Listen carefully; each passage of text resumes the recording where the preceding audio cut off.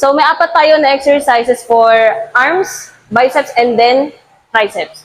So ang unahin natin is for triceps. This is called skull crusher. So kailangan natin ng bench.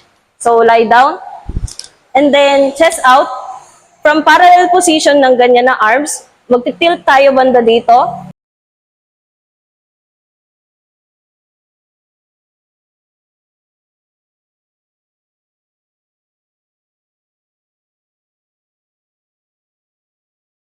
So next we have single hand overhead tricep extension. So kuha ng weight, chest out, and then ganyan. Tapos ida-down mo, dapat may iwan na nakaturo pa rin sa taas yung elbows, then up. Kung hanggang saan lang yung kaya na i-down yung dumbbell, doon lang.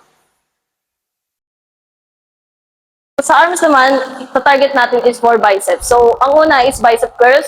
So chest out, and then lean forward. Dapat ang weights nasa unahan, and then rep. To achieve yung full range of motion, dapat magdidikit yung forearms and then yung biceps.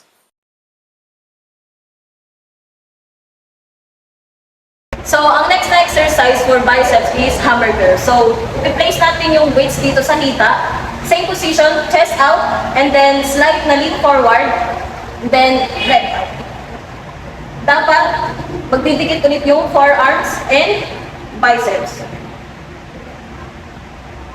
So, ayun yung apat na exercises na forearms. So, ang biceps natin is dumbbell curls and hammer curls. And then for triceps naman, meron tayong skull crusher and single hand overhead tricep extension.